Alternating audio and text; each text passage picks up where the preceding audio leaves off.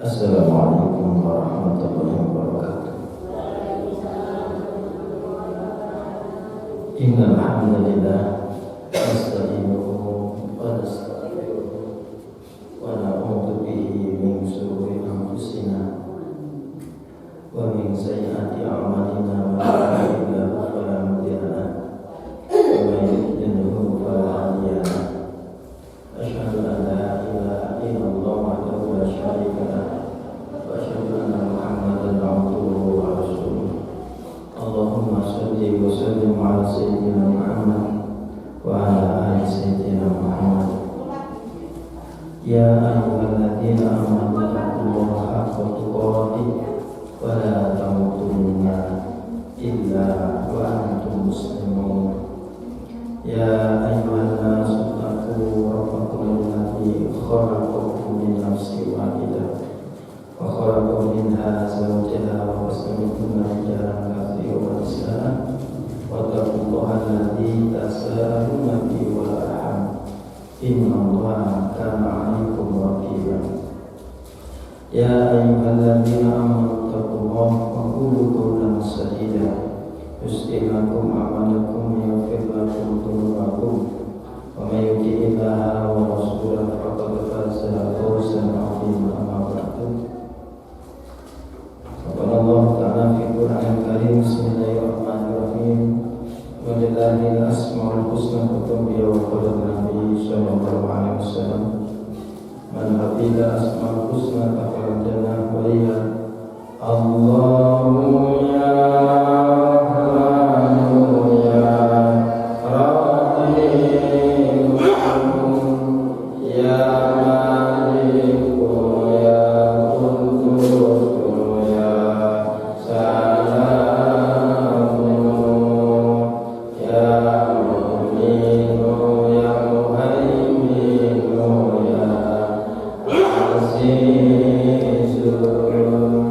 ya ya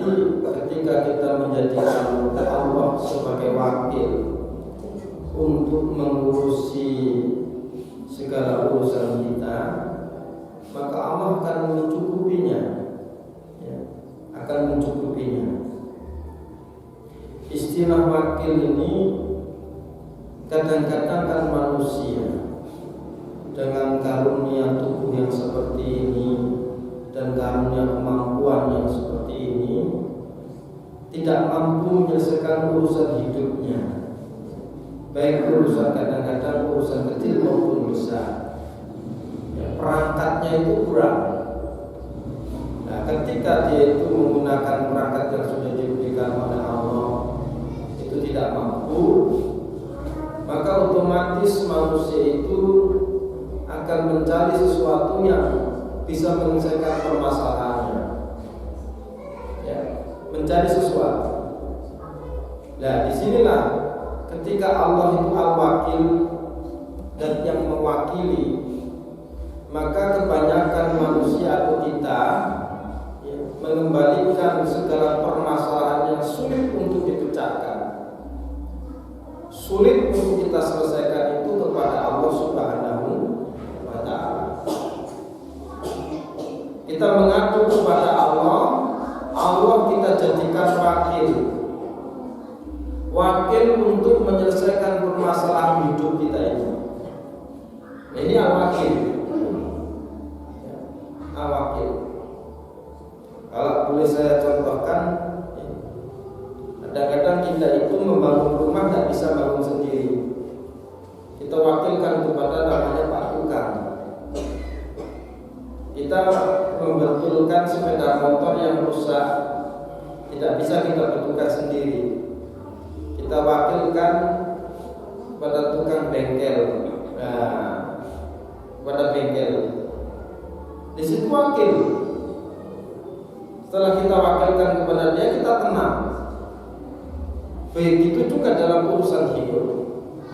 Ketika seseorang itu mengenal Allah sebagai al-wakil, paham, maka dia akan mengembalikan permasalahan hidupnya, baik urusan dunia maupun urusan akhiratnya, kepada Allah Subhanahu wa ta'ala. Ini al-wakil, kembalikan kepada Allah. Untuk urusan dunia kadang-kadang kita itu menghadapi permasalahan hidup ya, bisa jadi sakit. Ketika kita sakit, kita bingung, ya Allah ini bagaimana lah. Kita kembalikan kepada Allah. Urusan rezeki kita kembalikan kepada Allah sebagai zat yang mewakili mengurus urusan rezeki diri kita maupun keluarga kita. Baik urusan yang akan datang, urusan duniawi yang akan datang, kita bingung. Bagaimana nasib anak kita nanti ke depannya? Bagaimana masa depan anak kita ke depannya? Kita bingung, gelisah, susah, ketakutan dan macam-macam. Ya Allah sebagai al-wakil, kita kembalikan kepada Allah untuk menyelesaikan permasalahan itu. Nah inilah kita gunanya untuk mengenal al-wakil, yang kita gunakan sebagai zat yang mewakili menyelesaikan urusan kita, urusan akhirat. Ya, kadang-kadang kita sudah beramal, sudah beribadah, di dalam hati timbul kekhawatiran, apakah ibadah saya diterima, apakah nanti saya di akhirat itu selamat atau tidak. Timbul suatu kebingungan kita. Maka kita wakilkan kepada Allah untuk mengurusi kehidupan akhirat kita. Ya Allah, aku serahkan urusan. Kita ibadah dengan baik, kita berusaha ibadah dengan baik, maka kita serahkan urusannya kepada Allah Subhanahu wa ta'ala. Jadi Maha memelihara kelangsungan hidup manusia di dunia maupun di akhirat. Kalau sudah seperti itu ya, macam-macamnya manusia atau macam-macamnya orang. Satu, ada orang itu ketika menghadapi permasalahan hidup, permasalahan apapun, dia itu tawakal. Berarti dihadapi dengan hati yang yakin, hati yang tidak ragu. Orangnya bertawakal sifatnya, bertawakal kepada Allah atau menjadikan Allah sebagai wakil untuk menyelesaikan permasalahannya. Biasanya orang ini cenderung tidak tidak bingung, ya, tidak galau, dan tidak putus asa. Yang kedua, model orang menghadapi permasalahan hidup, yaitu orang yang tidak menjadikan Allah sebagai wakil untuk menyelesaikan permasalahannya, tapi dia itu cenderung mengandalkan akalnya, mengandalkan tenaganya, mengandalkan ilmu yang dia miliki, mengandalkan mengandalkan makhluk atau sesama, ya, terlepas daripada mewakilkan segala permasalahannya kepada Allah. Dan yang kedua ini cenderung dia itu putus asa, mudah putus asa. Orang yang tidak mewakilkan permasalahan hidupnya kepada Allah Subhanahu wa Ta'ala, kalau toh dia berhasil, dia berbangga diri. Tapi kebanyakan kalau tidak berhasil, dia itu mudah untuk putus asa. Jadi putus asa yang sering terjadi, putus harapan, putus segala-galanya. Oleh sebab itu, apapun permasalahan kita, setelah kita berusaha dengan baik, ikhtiar lahiriah dan ikhtiar batiniah. Ikhtiar lahiriah ya secara lahiriah kita itu berusaha, ikhtiar batiniah kita memohon atau berdoa kepada Allah, baru kita bertawakal kepada Allah. Fasyawirhum fil amri fa idza asamta. Itu bermusyawarah kalau urusan dengan orang lain atau urusan dengan kehidupan sosial, ya maka kita itu bermusyawarah. Setelah kita putuskan hasil dari sebuah musyawarah itu, maka kita tawakal kepada Allah Subhanahu wa Ta'ala. Jadi apapun permasalahan kita nanti, akhirnya dalam menghadapi permasalahan itu kita selalu bertawakal kepada Allah. Minum obat sudah, berusaha untuk sehat sudah. Yang belum apa? Yang belum adalah berserah diri kepada Allah, bertawakal. Bekerja sudah, mencari rezeki sudah, untuk mencukupi nafkah keluarga. Yang belum apa? Yang belum adalah bertawakal kepada Allah Subhanahu wa Ta'ala. Kita berusaha untuk membentuk sebuah keluarga yang sakinah, mawaddah warahmah. Usaha itu sudah kita lakukan. Rumah kita gunakan untuk sholat, rumah kita gunakan untuk memahami Al-Quran bersama keluarga. Kita berusaha untuk mencari ilmu supaya menjadi lentera dalam kehidupan ini. Yang belum apa? Yang belum adalah bertawakal kepada Allah.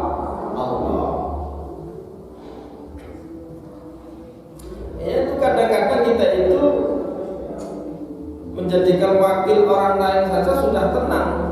Kita bisa istirahat, bisa tenanglah hidup kita.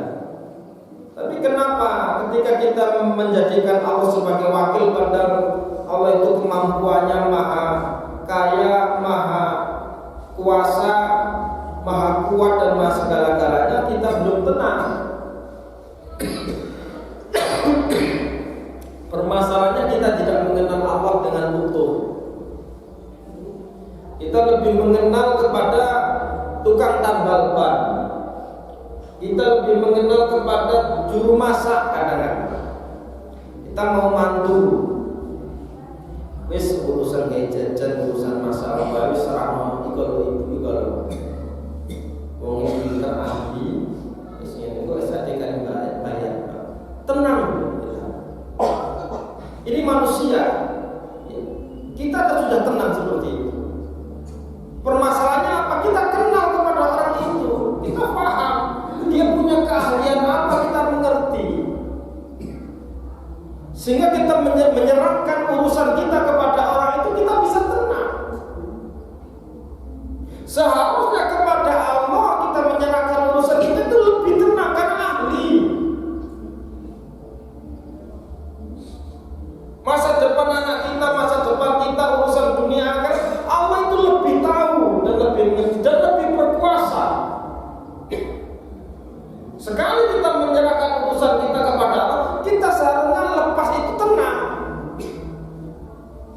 Ya Allah, aku serahkan urusan anakku kepadamu ya Allah. Bimbinglah dia kepada jalan yang lurus. Setelah kita sampaikan seperti itu, tenang jiwa kita seharusnya. Karena Allah zat yang maha mewakili gitu. Mewakili. Nah, makanya itu tadi saya katakan, banyak orang itu putus asa karena sering mengandalkan akalnya, sering mengandalkan kekuatannya, sering mengandalkan ilmunya. Bahkan maaf, kadang-kadang ada yang mengandalkan apa itu namanya ijazahnya, S1, S2-nya. Ada seseorang itu mencari rezeki mengandalkan ijazahnya.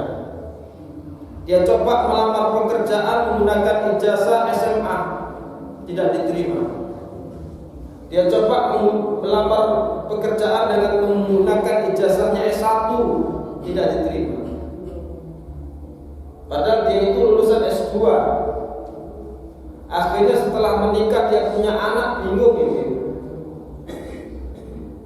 Dia mikir-mikir apa yang harus saya lakukan. Akhirnya jual bakso. Jual bakso S2. Tapi jual bakso kebutuhan dengan penghasilan tidak bisa mencukupi. Akhirnya apa yang terjadi?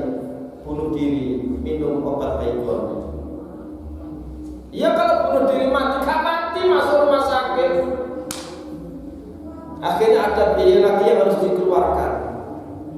Disitulah baru mengerti kehidupan ini tidak semaunya dia. Ini mengandalkan selain Allah. Ada orang hidup itu menyelesaikan permasalahannya dengan mengandalkan hartanya. Ternyata di penghujung permasalahan harta tidak bisa membantu. Kecewa sudah. Ada orang hidup itu mengandalkan kekuatannya. Saya masih kuat, saya masih bisa. Giliran ketika permasalahan belum selesai, kekuatan oleh Allah diambil, lemahlah dia, putus asa sudah yang terjadi. Putus asa. Oleh sebab itu, apapun yang kita miliki janganlah kita andalkan untuk mengabaikan Allah Subhanahu wa Ta'ala. Cobalah, Allah itu punya kemampuan yang luar biasa. Dia maha di atas segala maha. Untuk menyelesaikan permasalahan kita, urusan kita ini kecil sekali. Apalagi sekarang ini musim ada virusnya, corona. Ketakutan terhadap virus ini kalau tidak dibarengi keimanan kepada Allah Subhanahu wa Ta'ala, maka jadi karuan ini. Ya tidak. Jadinya kacau. Ingat, yang mengendalikan makhluk adalah Allah Subhanahu wa Ta'ala. Sebetulnya dalam kehidupan sehari-hari kita ini penuh dengan virus. Tapi kenapa Allah masih jaga? Di situ ada malaikat khafathah yang menjaga manusia. Selama Allah tidak menghendaki, tidak akan terjadi itu. Malah dia naik kesandung, sikili kesandung, cara dewasa kok. Disandung dengan ini teletok. Lu jaman dia deh. Omai kadang-kadang dapur itu di sampah, sampingnya itu di kandang. Ketika Allah tidak menghendaki, tidak akan terjadi. Ada batasan. Ketika Allah melepas virus, memang untuk membuat suatu takdir. Di zaman Nabi ada istilah wabah atau paceklik zaman dulu itu sudah ada. Sehingga satu hari ada yang mati 100, 200. Nabi mengambil sikap. Orang yang terjadi wabah atau paceklik di daerah situ tidak boleh keluar, dan orang yang di luar daerah situ tidak boleh masuk. Sikapnya begitu. Sayyidina Umar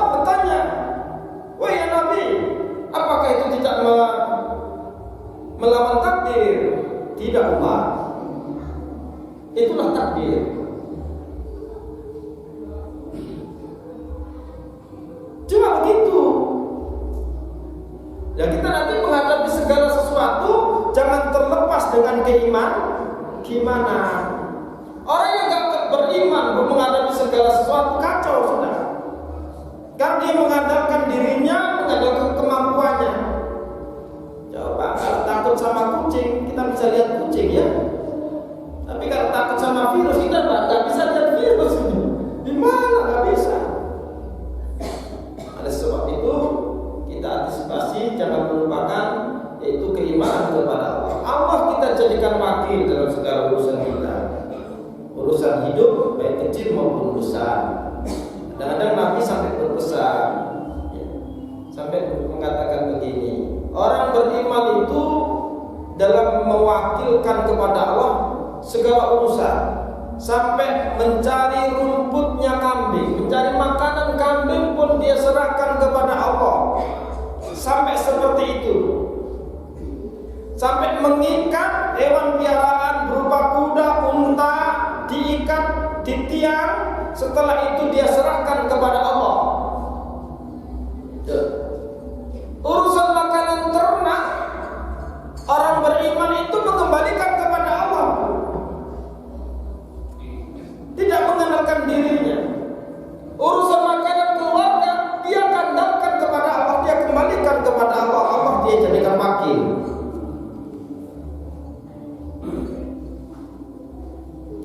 Ini cobalah kita segala permasalahan mudah kembali kepada Allah.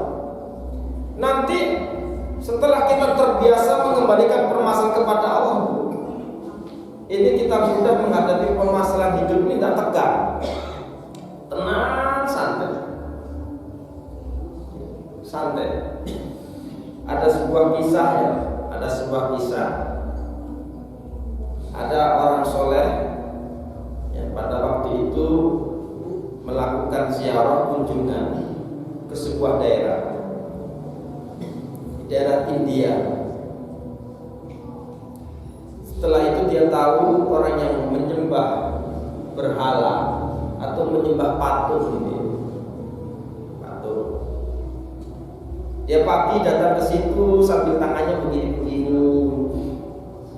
Dia amati kehidupannya. Lah ya, orang itu menyembah patung kok bahagia, kok senang, dia kok gembira. Setelah menyampaikan permasalahan kepada patungnya, dewanya itu, dia kok tenang, pulang tenang senang. Akhirnya dia tanya, apa yang kamu lakukan di situ tadi? Ya, saya menyampaikan permohonan, saya menyerahkan segala urusan saya kepada dewa saya. Apa yang kamu rasakan? Ketenangan. Orang soleh itu berpikir, saya ini menyembah Allah, tidak patung. Dan yang maha hidup, maha melihat, maha mengawasi, maha mengetahui dan segala-galanya. Kenapa saya nggak bisa tenang? Kenapa saya masih takut? Langsung orang itu pulang ke kampungnya, dia imannya bertambah kuat. Kadang-kadang kita sudah sholat, sudah ibadah, sudah mengaku beriman kepada Allah, tapi kenapa kita tidak menjadikan Allah sebagai wakil dalam segala urusan kita? Ya Pak, tidak menjadikan wakil, selalu bingung. Ibaratnya sekarang ini banyak orang yang galau, apalagi pemuda-pemuda ya yang baru nikah. Ini karena apa? Kecerdasan sekarang anak-anak ini kecerdasan hanya intelektual semata, tidak dibarengi kecerdasan jiwa atau spiritual. Jadi sekarang ini modelnya menghadapi urusan hidup dididik galau. Gini apa mboten Bu? Jenengan sing rapi, kayak rapi orang duwe apa-apa. Nah kira layas itu ya orang duwe ngono ki kok tenang. Nah saat ini kamu ini gampang stres, gampang galau, sehingga perceraian dini itu banyak sekali sekarang. Karena apa? Menghadapi permasalahan hidup, dia mengandalkan kemampuan dirinya. Spiritualnya tidak ada. mengandalkan Allahnya tidak ada. Tangan menengadah ke langit, ya Allah, dengan memohon, tidak ada. Masjid musala sepi, tidak ada yang mengadu kepada Allah Subhanahu wa taala. Tidak ada yang menangis kepada Allah Subhanahu wa taala. Tidak ada yang berharap kepada Allah Subhanahu wa taala. Sehingga seakan-akan kehidupan diatasi dengan kemampuan diri sendiri. Maka oleh sebab itu, dengan kita memahami Al-Wakil, Allah yang mewakili segala urusan kita berusaha mengembalikan urusan kita kepada Allah. Sehingga timbul keimanan dengan Al-Wakil. Apapun permasalahan hidup, urusan dunia maupun akhirat, urusan yang kemarin, urusan yang sekarang, urusan yang akan datang, kita coba mewakilkan kepada Allah Subhanahu wa taala, yang di dalam istilah di dalam Al-Qur'an, wa yatawakkal 'ala Allah wa huwa hasbuh. Barang siapa menyerahkan urusan permasalahan hidupnya, urusan akhirnya kepada Allah, maka Allah akan mencukupinya. Timbul keteladanan terhadap Al-Wakil. Kita sebagai wakil Allah di muka bumi, meneladani Allah sebagai wakil.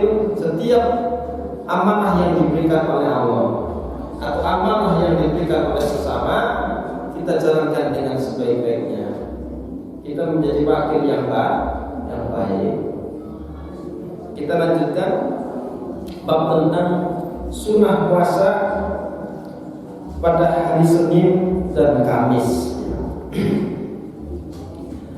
An-Nabi Qatadah radhiyallahu anhu, saking Abu Qatadah radhiyallahu anhu Allah anhu, saking Nabi Qatadah, anna Rasulullah setune utusanipun Allah sallallahu alaihi wasallam iku suila den suni pirsa sapa Kanjeng Nabi Rasulullah an saumi yaumil Isnin, saking permasalahan puasa ing dalem dina Senin. Faqala mengkono sapa Kanjeng Nabi, dzalika utai mengkono yaumil Isnin, dina Senin iku yaumun dina ulit tukang den lairake sapa ingsun ing dalem yaum. Wa yaumun lan dina Buistu dan taniaki sopo ingsun, taniaki apa sopo kubur. Aku zila udah tenturnake alaya. Aku zila udah tenturnake sopo alaya ingsun di dalam yaumu Isnin.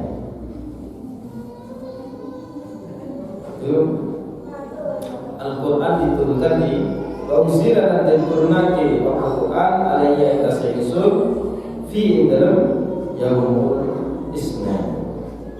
Nabi pernah ditanya tentang masalah puasa hari Senin, karena Nabi sering berpuasa dari Senin. Setiap para Nabi, setiap para Rasul itu punya khas sendiri-sendiri. Ada puasanya Nabi Daud, sehari puasa, sehari berbuka. Sedangkan khas Nabi Muhammad SAW, puasaku adalah di hari Senin dan hari Kamis. Ini khas. Hanya Nabi yang melakukan ini. Dicontoh oleh umatnya puasa hari Senin dan Kamis. Kenapa ya Rasul? Engkau kok melakukan puasa di hari Senin? Nabi menjawab, di hari Senin itulah aku dilahirkan. Di hari Senin itulah aku nanti akan dibangkitkan. Di hari Senin itu Al-Quran diturunkan kepadaku.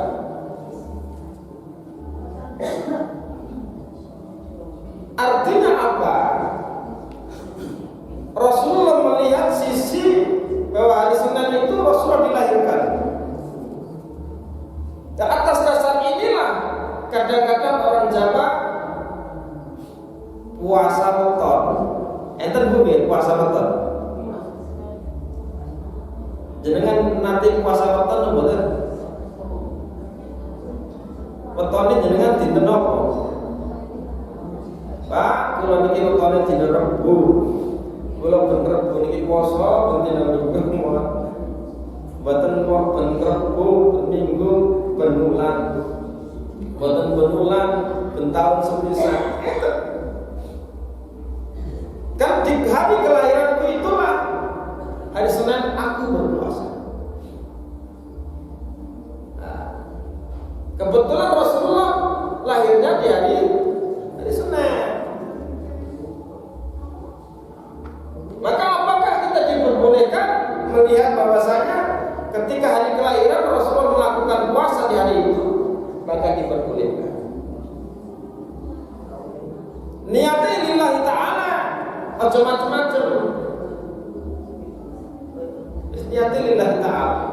Nanti urusan sehat, urusan apa, Allah yang ngasih nanti.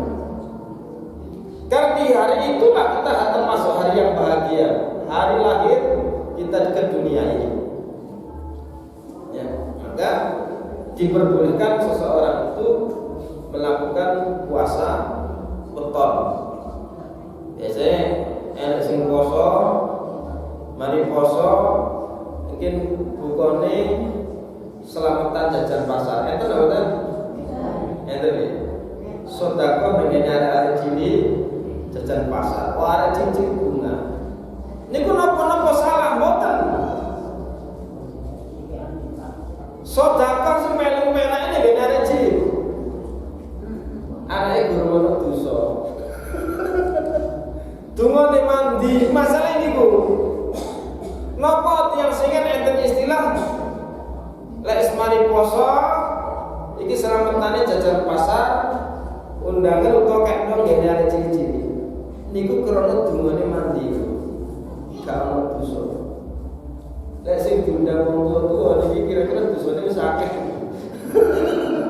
Lah niki gampang mandi. Tidak ada yang salah. Ya, jadi puasa Senin. Terus di hari Senin itu nanti kita akan dibangkitkan sama semuanya. Kalau Rasulullah dibangkitkan di hari Kamis, Senin, nanti kita sama. Oh yang mau diutus, bayamu itu diutus Rasulullah. Auzina alayya fi.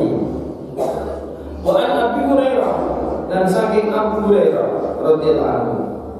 An Rasulullah sallallahu alaihi wasallam qala dikus Rasulullah.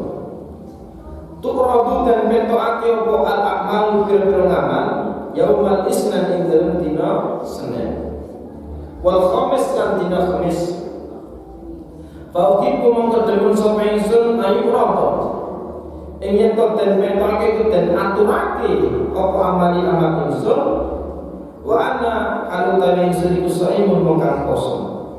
Rawahu Tirmidzi. Rasulullah menegaskan atau memberikan suatu jawaban. Kenapa kok saya ini puasa Senin dan Kamis?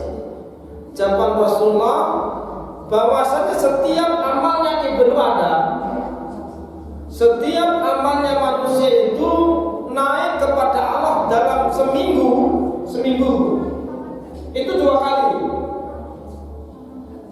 Dinaikkan ke langit itu 2 kali, yaitu setiap hari Senin dan hari Kamis. Ada yang naiknya itu tiap bulan, ada yang naiknya itu tiap tahun. Untuk mingguan, ini naiknya amalnya Ibnu Adam dibawa oleh para malaikat adalah hari Senin dan hari Kamis. Sehingga Rasulullah mengatakan, aku senang ketika amalku dibawa oleh malaikat ke langit, saya dalam keadaan puasa.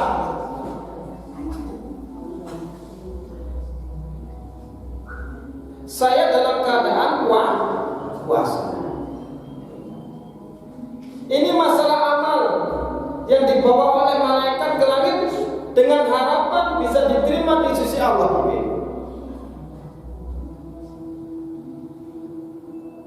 Sehingga orang yang punya permasalahan hidup, supaya permasalahannya mudah terselesaikan, apakah diperbolehkan dia puasa Senin Kamis?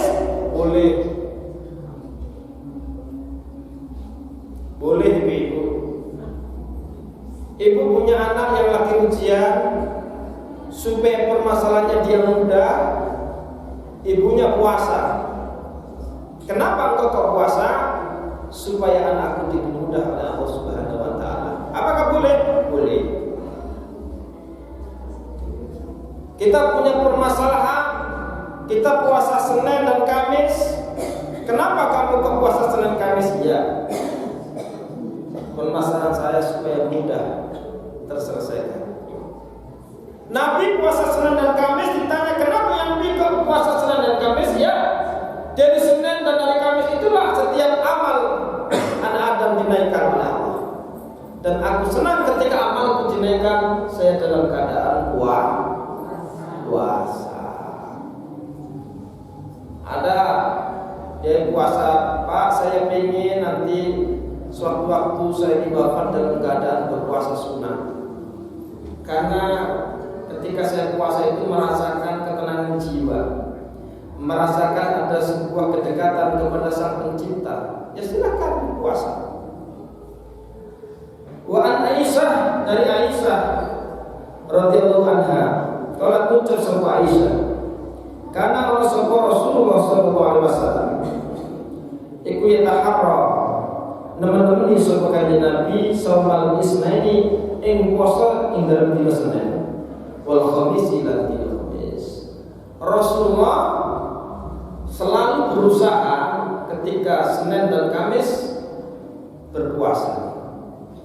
Kadang-kadang Rasulullah sering bertanya kepada Siti Aisyah, istrinya, wahai Aisyah, jam 9, jam 8, sekitar jam 10 siang, Rasulullah kadang-kadang bertanya, wahai Aisyah, apakah ada makanan untukku hari ini?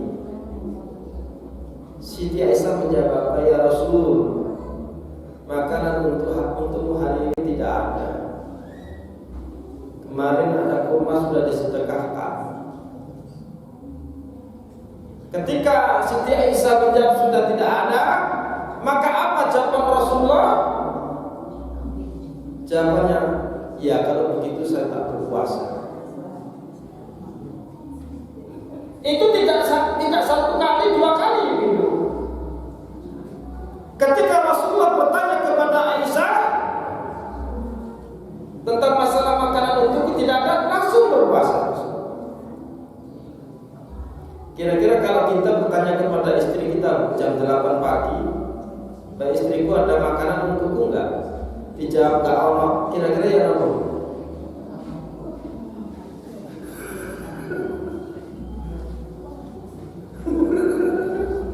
Jawabannya bagaimana Bu kira-kira? Karena istri Rasulullah itu jumlahnya 9. Setelah ditinggal wafat oleh Siti Khadijah, Rasulullah baru menikah dengan istri yang banyak, sekitar 9. Di antara istri-istri Rasulullah itu ya, di antara istri Rasulullah, Siti Aisyah yang uang belanjanya atau nafkahnya itu tiap hari. Ada istri Rasulullah itu yang diberi nafkah itu tahunan. Jadi kebutuhanmu dalam setahun itu berapa? Sama Rasul dikasih. Sudah tidak pernah minta. Ada istri Rasulullah itu nafkahnya dikasih bulanan. Jadi untuk kebutuhan bulanan.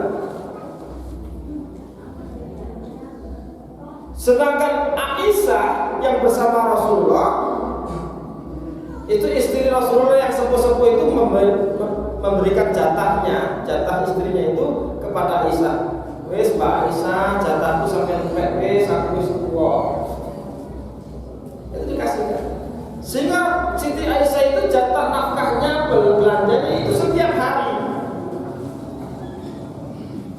Dan sering makanan atau kurma yang ada di rumah Rasulullah itu dinafkahkan atau diberikan kepada orang-orang fakir yang minta-minta itu.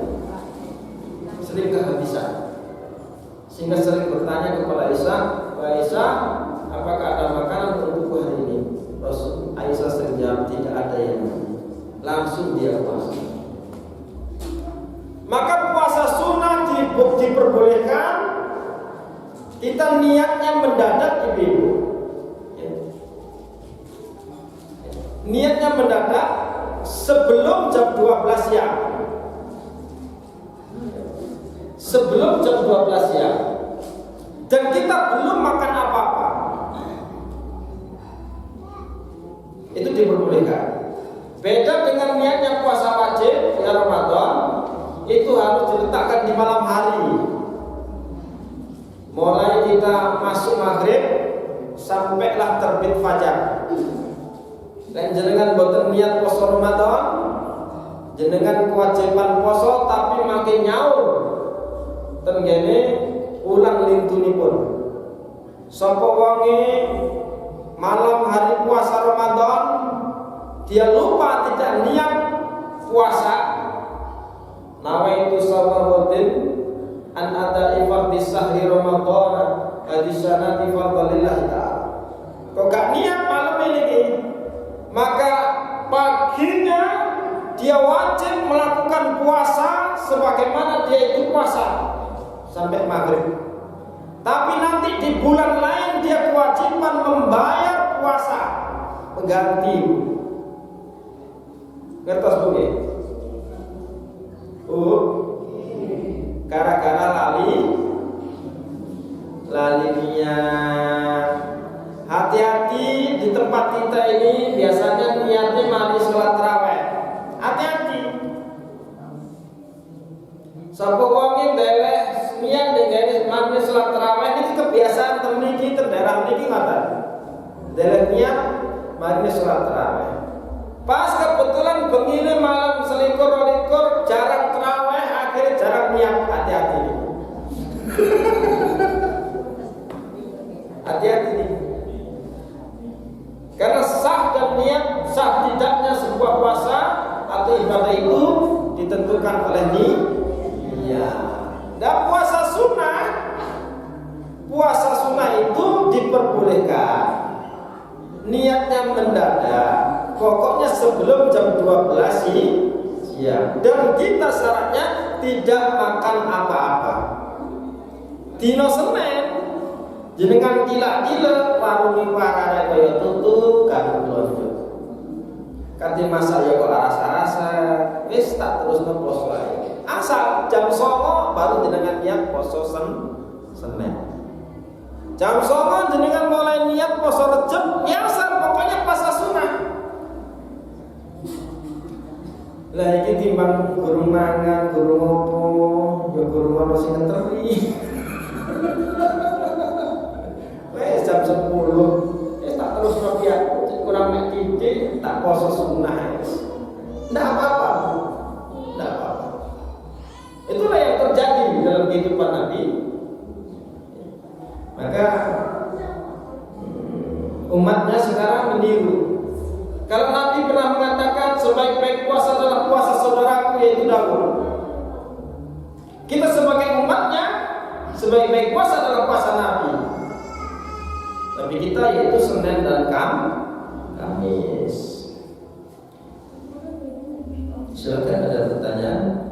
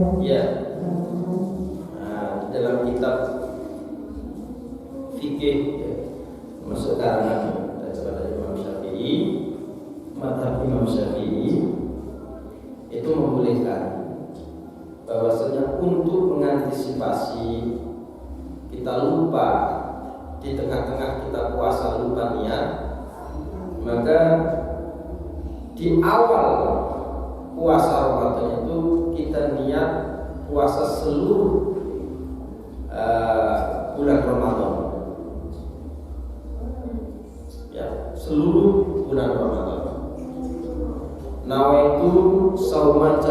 sahri yaumi ramadhana hadisanati fardhillah ta'ala. Berniat puasa seluruhnya bulan Ramadan tahun ini fardhillah ta'ala, seluruhnya hari di bulan Ramadan tahun ini fardhillah ta'ala. Dan orang ini nanti setiap malam masih kewajiban untuk niat. Orang yang melakukan niat berpuasa seluruh hari di bulan Ramadan tahun itu, setiap malam nanti tetap diwajibkan niat. Kalau toh ada niat yang lupa karena dia pada awal Ramadan itu sudah niat seluruh hari bulan Ramadan di tahun itu, maka orang yang niat seperti itu tidak ada kewajiban untuk mengulangi puasa yang dia lupa niat. Ini manfaatnya, ya. Sehingga dalam kitab Fathul Mu'in, ya, itu juga dijelaskan tentang masalah ini. Diperbolehkan, ya, mengawali di hari bulan Ramadan, niat puasa seluruh hari di bulan Ramadan. Tapi masih setiap malam dia kewajiban niat. Niat puasa di hari seluruhnya bulan Ramadan itu tujuannya adalah untuk mengantisipasi kalau toh nanti lupa, entah namanya manusia, lupa tidak niat, maka dia tetap sah, ya, tetap sah puasanya dan tidak mengganti di bulan yang lain. Begitu ya. Jadi yang jangan sampai hanya niat di awal bulan Ramadan, tak niatin awal kabeh, aku orang niat setiap malam, tidak boleh. Tidak boleh. Jadi harus setiap malam niat kembali. Silakan ada pertanyaan.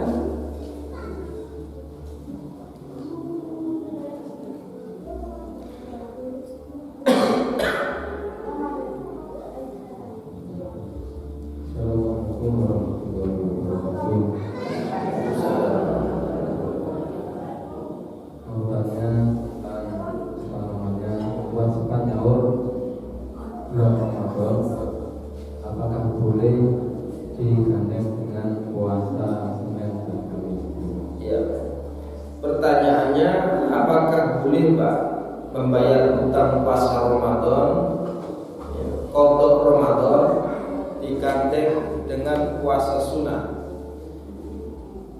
Jawabannya tidak boleh, kan digandeng, ya, niatnya digandeng tidak boleh. Mengqadha sholat ibadah wajib ini tidak boleh digandeng niatnya dengan ibadah sunnah. Apapun itu, apapun yang diperbolehkan digandeng adalah kita niat ibadah sunnah digandeng dengan ibadah sunnah, ini masih diperbolehkan. Pas puasa Rejab dengan dino Senin, tak niati puasa Rejab, tak niati puasa dino Senin, tak niati masih pas dino itu aku lahir kepisan, tak niati puasa weton kepisan. Wah, itu boleh. Tapi lek panjenengan nyaur puasa Ramadan, kotok puasa Ramadan, niatnya digandeng dengan puasa sunnah yang lainnya, pas kebetulan puasa Rejab digandeng dengan kotok Ramadan, itu tidak diperbolehkan. Tapi kalau meletakkan waktunya, harinya, itu diperbolehkan. Pas puasa Rejab, bapak nih puasa Rejab, ibu nih nyaur puasa Ramadan, oleh. Hanya harinya aja berada di situ, bukan menggandeng niat. Ya, begitu ya. Begitu juga ibadah-ibadah sunnah yang lainnya. Diniati 10 macam ibadah sunnah diperbolehkan. Diperbolehkan. Tapi kalau ibadah wajib yang tidak boleh digandeng dengan ibadah yang lainnya. Ya, silakan.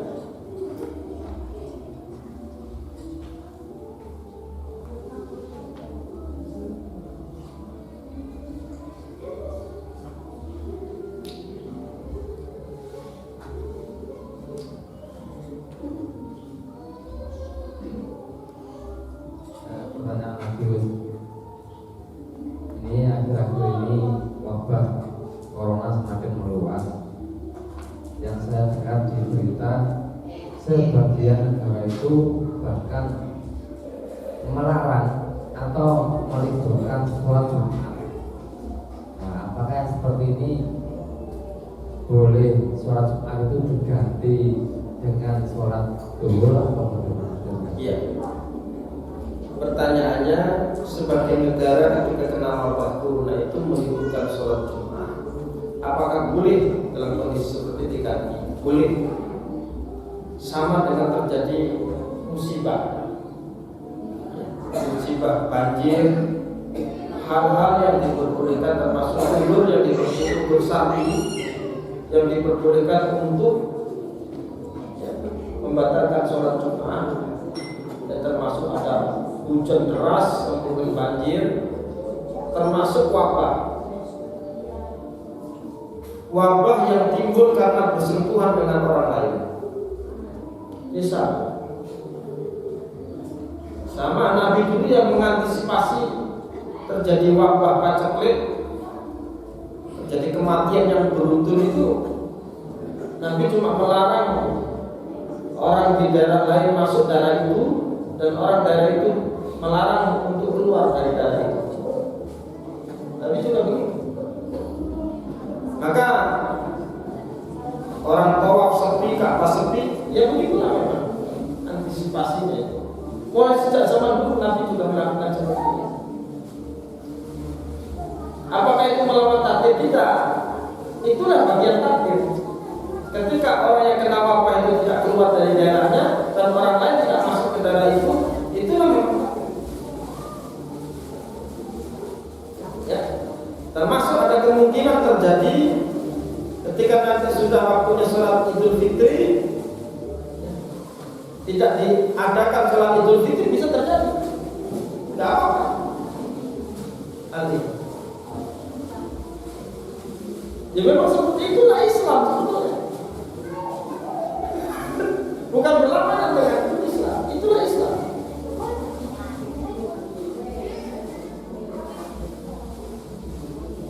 Kalau dulu ya, istilah ada paceklik atau wabah, yang mana Rasulullah mengatakan istilah apa itu? Istilah bahasa Arabnya ya, tidak disebutkan virus ya dulu ya, karena ada mati kok setiap hari banyak orang mati itu lebih dari 50 bahkan ratusan. Itu sudah dikatakan Pak Bluk, coro-corobin Pak Bluk ini. Zaman sini lah enter Bang ini. Pas zaman saat dari PKI ya, enter Pak Bluk. Zaman Pak Bluk, wabah ini panen nangel, terus mau ngandut jarang sempanen, akeh mau mati. Zaman Pak Bluk, Pak Ceklik, enter. Sama, tidak diketahui seperti zaman sekarang virus apa kan begitu.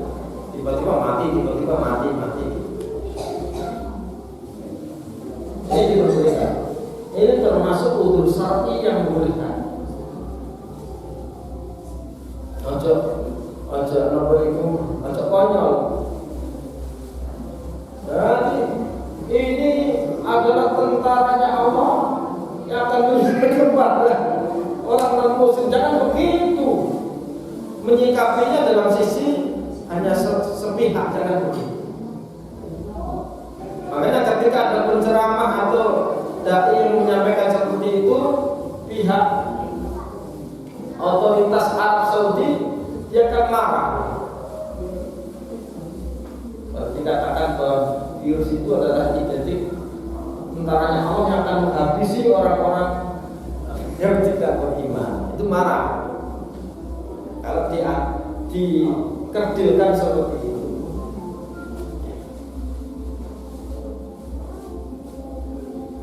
Menyikapi hal seperti itu, apakah diperbolehkan? Hukumnya diperbolehkan. Ya.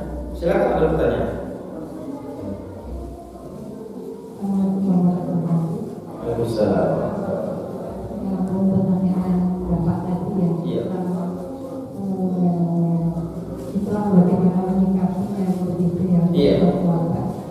Nah itu kalau yang dari pemerintah Saudi sendiri sekarang sudah menghentikan visa umroh ya Pak tadi. Iya. Jadi kalau misalnya kalau untuk haji pun kalau mungkin endorfin wabah corona ini juga nggak berhenti, apakah juga dimungkinkan Pak? Bisa jadi. Jadi itu sah-sah aja ya. Bisa jadi ya. Ketika Ketika wabah itu masih menjalar, musim haji tiba, itu bisa terjadi.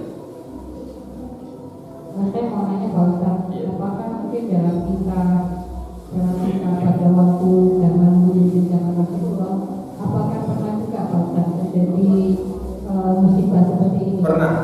Pernah juga. Pernah. Saya Pak Ustaz terima kasih. Iya. Kalau di dalam bahasa Arabnya itu taun. Taun. Ada penyakit taun. Taun itu dalam istilahnya bahasa kita pagebluk. Pagebluk ya diistilahkan sekarang ya virus. Tiba-tiba orang itu mati plek sakit 1-2 hari mati. Itu bukan 1-2 tapi banyak. Itu ada penyakit taun. Di zaman Nabi sudah terjadi seperti itu. Di zaman Sayyidina Umar, ketika Umar itu menjadi khalifah juga pernah terjadi. Ya, sikapnya juga seperti itu. Jadi yang di daerah itu yang terkena taun dilarang keluar. Terus yang di luar daerah itu dilarang masuk ke situ. Menunggu sampai stabil. Itu sikap. Apakah memungkinkan nanti itu terjadi ketika musim haji itu ada digagalkan haji? Bisa terjadi. Bisa terjadi.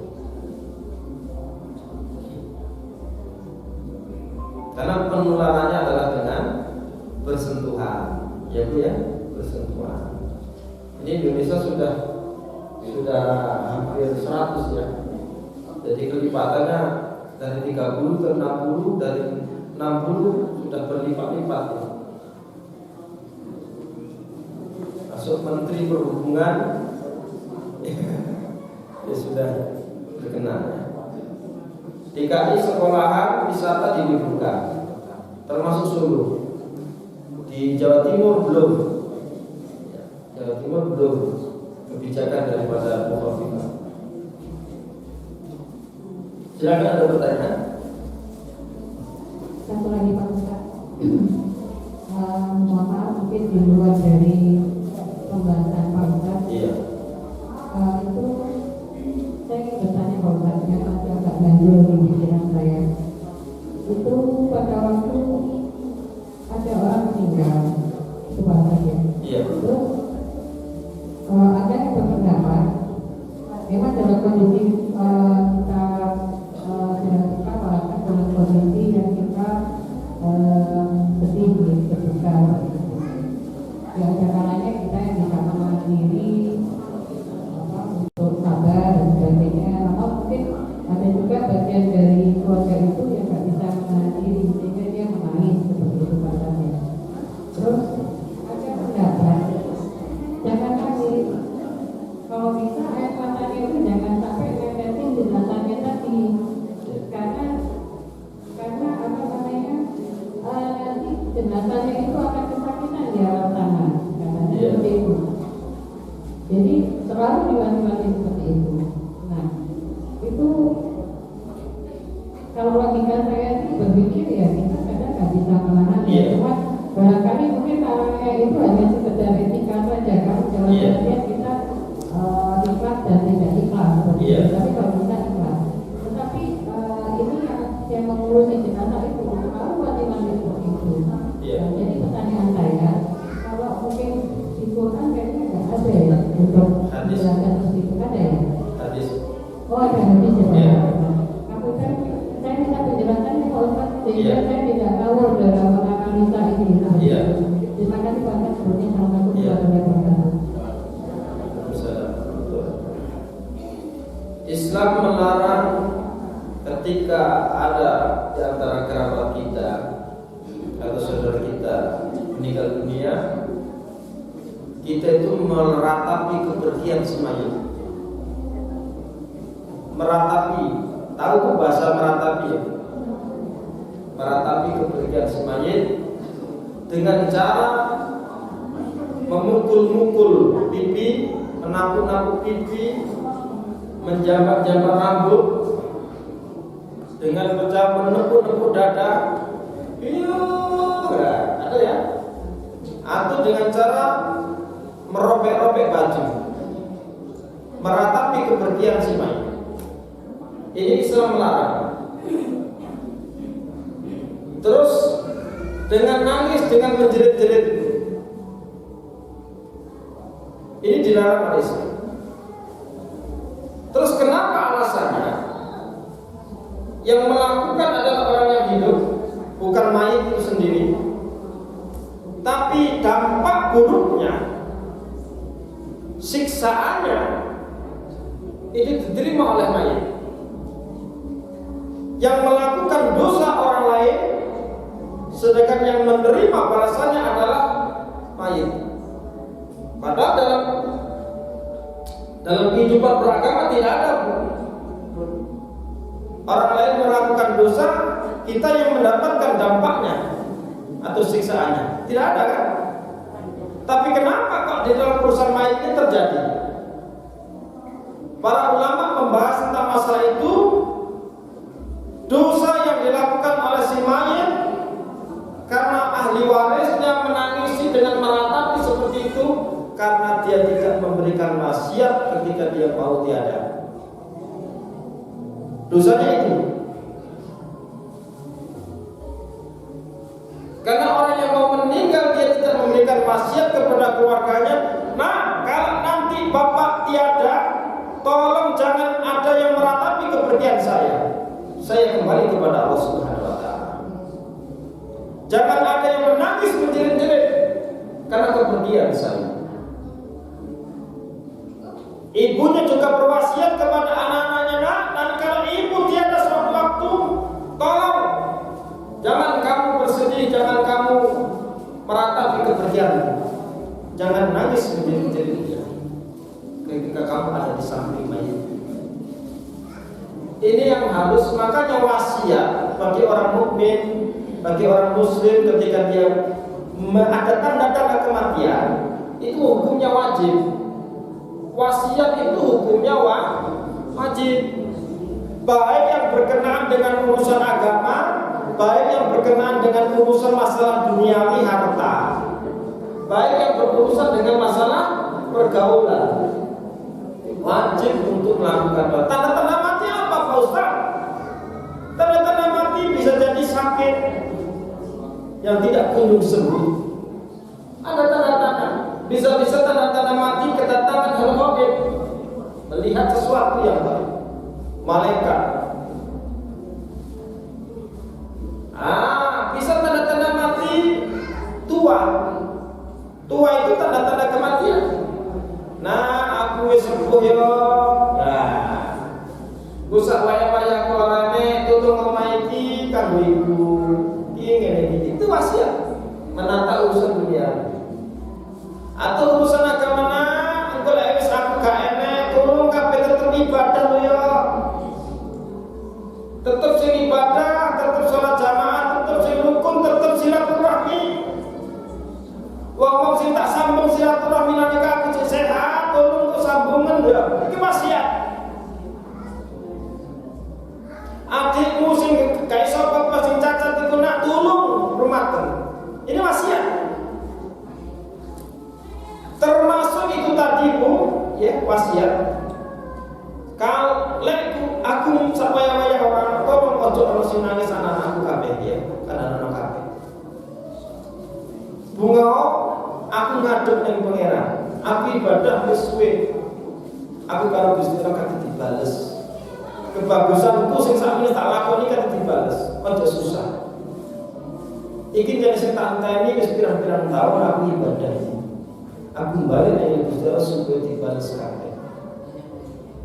Kata lho. Lah tiang mukmin tiang muslim kabeh iki wasiat kalimat ini enak insyaallah. Yang terjadi tidak ada ilmu pengetahuan, yang mati tidak meninggalkan wasiat, yang ditinggal mati juga tidak pernah ngaji, gak pernah tahu tentang ilmu ini. Nangis yang diperbolehkan, meneteskan air mata yang diperbolehkan adalah nangis yang tidak meratapi kepergian si mayit. Ketika putra Nabi Sayyid Qasim meninggal, ada di pangkuan Rasulullah, anak Nabi laki-laki itu, dia nazak di pangkuan Rasulullah, nazak kesulitan, susah. Rasulullah meneteskan air mata, sahabat langsung bertanya, wahai Nabi, kenapa engkau melarang kami menangisi, sedangkan kau menangis sendiri? Tangisan yang keluar ini adalah karena rasa kasih sayang seorang bapak kepada anaknya, wahai sahabat. Tangisan yang seperti ini tidak mengibatkan dia disiksa. Beda tak kalau merapi, sampai kau kecil-kecil. Apa mana kadang-kadang anakku itu seperti ini. Ini kan meratapi. Ini yang tidak diperbolehkan.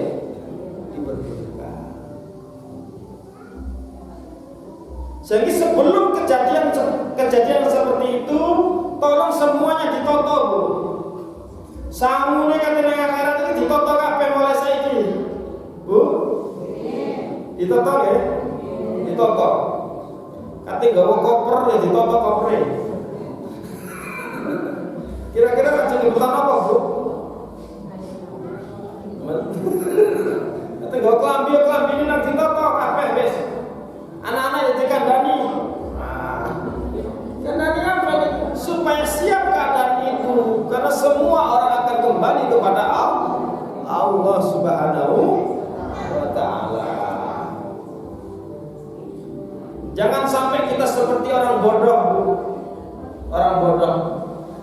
Dan ketika di antara keluarganya meninggal, dia jerit-jerit, gak ngerti agama. Ya, peran orang tua mendidik anaknya, ya, memberikan pesan kepada anak-anaknya.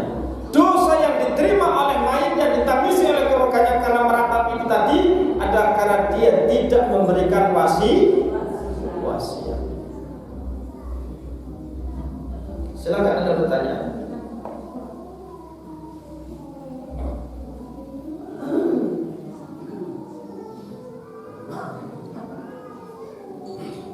Satu lagi terus. Baru tadi malam saya melihat katanya sebagian negara itu azabnya karena wabah ditambah dengan solu fi buyutikum. Ini apakah bukan kategori sunnah? Terima kasih. Iya. Jadi ketika kena wabah corona itu tidak diberikan sholat berjamaah, ada pengumuman solu fi buyutikum. Sholatlah kamu di rumah-rumah kamu sekalian. Ini termasuk juga udur syar'i. Diperbolehkan seperti itu. Itu memang sikap daripada agama. Ya. Bukan kok, wah kita diketik-ketik, mau iki kiamat iki kapak kak kowe sepi. Ojo masjid sepi, gak masuk sholat Jumat iki kiamat, jangan begitu lah. Jangan begitu. Itu memang sikap yang seharusnya. Sikap yang seharusnya. Ya, menyikapi secara lahiriah itu seperti itu juga tidak meninggalkan nilai-nilai keimanan kepada Allah Subhanahu wa Ta'ala. Ya, ana wong sing gawe mati Gusti Allah, akhirnya apa? Awake ditabrakno sepur kereta. Ya apa ya? Bersepeda hati-hati, berkendaraan berhati-hati. Terus berserah diri bahwa setiap urusan mati dan hidup itu hanya milik Allah. Cocok. Semua ada kebun-kebutan di embong, sampai muni mati menjadi pangeran, tua berajus, selesai sudah. Jadi sama hidup itu begitu. Menghadapi virus corona yang kita hadapi secara syariat atau secara ikhtiar ya seperti itu. Tapi jangan meninggalkan nilai-nilai keimanan kepada Allah, ketakutan yang berlebihan sehingga meninggalkan nilai-nilai keimanan kepada Allah. Antara bedanya orang beriman tidak ada bedanya. Jangan sampai kita punya Tuhan, kita menjadikan Allah sebagai wakil. Kita mohon kepada Allah Subhanahu. Ya. Termasuk untuk syar'i solu fi buyutikum. Ya.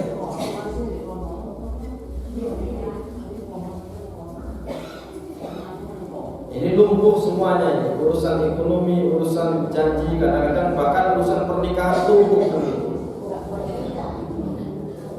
Ini yang mau menikahkan ke luar negeri, ya, ada menikahkan putranya dengan saudaranya, tidak jadi berangkat karena penutupan bandara. Ya, dari kesini ke sana nggak bisa, ya sudah semua batal semua. Bisa jadi kalau wabah sudah masuk daerah itu, resepsi tidak jadi. Bisa jadi resepsi nggak jadi. Hanya akan nikah saja. Bisa jadi. Silakan ada pertanyaan. Kebetulan di Jawa Timur masih belum, masih keadaan aman. Kalau sudah dikatakan sudah darurat ya, majelis taklim yang orang kumpul ribuan ratusan itu tidak ada lagi. Ditunda dulu.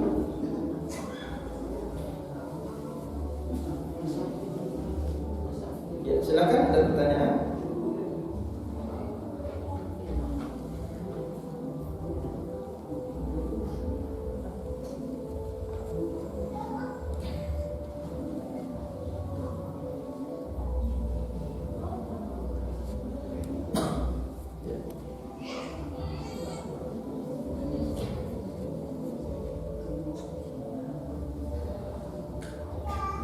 Ibu-ibu, bapak-bapak yang kami hormati, alhamdulillah pada kesempatan kali ini kami sampaikan bahwasanya pondok yang mendapatkan bantuan dari Bapak Haji Sutarti ambulan, itu ambulan baru itu depan, ya, sehingga atas nama Yayasan Darul Fuqara yang saya bentuk itu untuk kebutuhan kita semua. Ya, jadi hampir sekarang ini bisa dipastikan orang itu berakhir hidupnya di rumah sakit. Hampir dipastikan kebanyakan orang itu berakhir hidupnya itu di rumah sakit. Gimana dulu? Kebanyakan memang ya. Sehingga kebutuhan mobil ambulan itu sangat dibutuhkan. Ya, untuk membantu di antara kita semua, maka kita sediakan ambulan. Ya, bisa menghubungi nomor yang sudah ada di ambulan itu, termasuk nomor saya dan situ. Bagi yang mampu nanti hanya mengganti bensin saja, ya, bensin sama supirnya saja. Jadi biasanya kenapa mobil ambulan itu kok mahal? Karena digunakan untuk muat mayat. Itu mayatnya dari Malang aja ke sini bisa jadi 500.000 atau 700.000 dan begitu ya. Ini sangat untuk mempermudah. Kadang-kadang dari Batu ke sini sudah 500-400.000 begitu ya. Kadang-kadang sampai niku orang miskin bawa pulang anaknya yang sudah meninggal, kadang-kadang dimasukkan kardus, kadang-kadang dibawa naik ojek karena tidak bisa membayar ambulan. Nah ini kami menyediakan, ini mudah-mudahan bisa bermanfaat.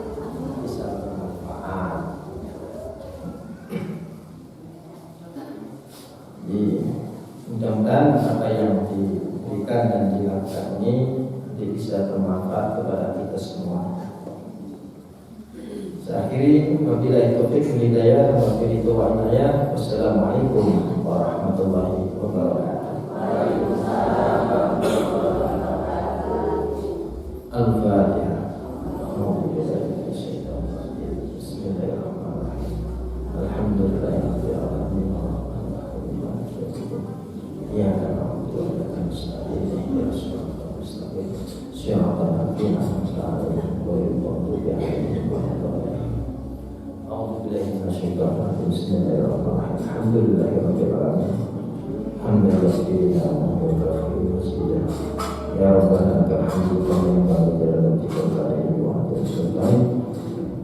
Allahumma shalli wa sallim ala sayyidina Muhammad wa ala ali sayyidina Muhammad. Allahumma arhamna wa sayyidina Muhammad. Allahumma shalli wa sayyidina Muhammad. Allahumma barik wa sayyidina Muhammad. Rabbana ighfir lana dhunubana wa walidina wa arhamhum wa rabbina sayyidina wa li jami'il muslimina wa muslimat wal mu'minina wal mu'minat minhum. Ya Allah ya Tuhan kami, yang Maha Hakim kepada kami, ampuni dosa dan kesalahan kami, ampuni dosa dan kesalahan kedua orang tua kami, dan belas kasihan mereka ya Allah, karena mereka telah mengasihi kami dari kecil dulu. Ampuni dosa dan kesalahan suami kami, istri kami, anak kami, cucu-cucu kami, saudara kami, guru-guru kami, muslimin muslimah, mukminin mukminat. Ya Allah ya Tuhan kami, ketika masuk ke urusan kami ya Allah, mudah jangan Kau berikan pada kami sebuah urusan kami tidak sanggup untuk memikulnya. Ya Allah ya Tuhan kami serahkan kepadamu segala urusan kami, baik urusan dunia kami, urusan akhirat kami, urusan kami ya Allah. Dengan kemampuan kami yang lemah, ya Allah ya Tuhan kami serahkan urusan kami kepadamu ya Allah. Lindungilah kami dari wabah virus corona ya Allah, yang menjadi wabah di muka bumi ini ya Allah. Lindungilah kami ya Allah, karena tidak ada yang melindungi kecuali Engkau ya Allah. Ya Allah ya Tuhan kami, Engkau mengetahui jumlah virus, tapi kami tidak mengetahui ya Allah. Kau lebih mengerti dan lebih mengetahui ya Allah. Rabbana taqabbal minna innaka antas samiul alim wa tub 'alaina innaka antat tawwabur rahim. Rabbana atina fid dunya hasanah wa fil akhirati hasanah wa qina adzabannar. Subhana rabbika rabbil izzati amma yasifun wa salamun alal mursalin walhamdulillahi rabbil alamin. Astaghfirullah.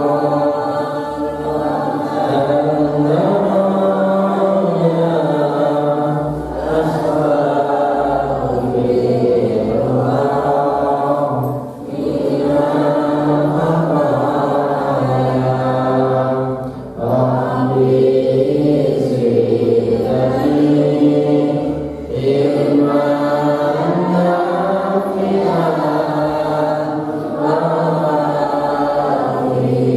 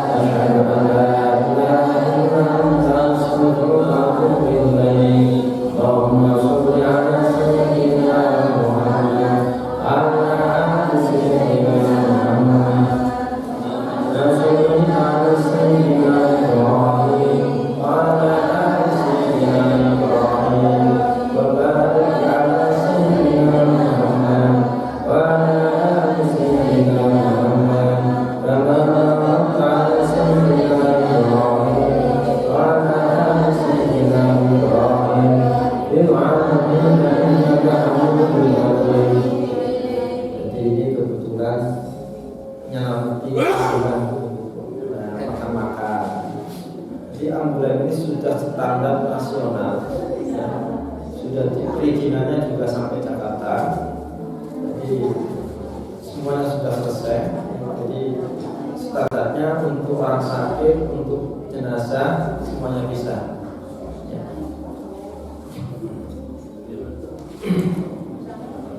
Ya.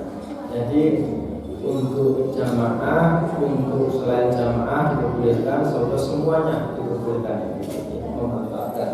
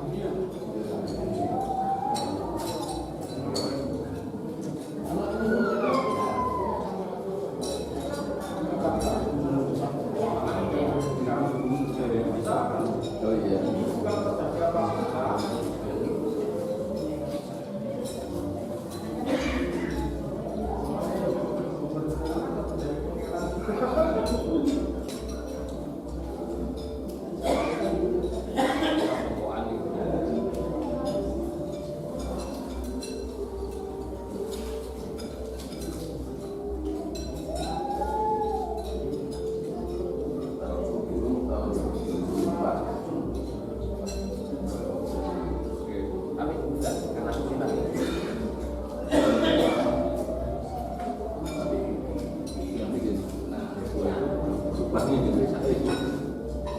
Karena 2004 belum ada.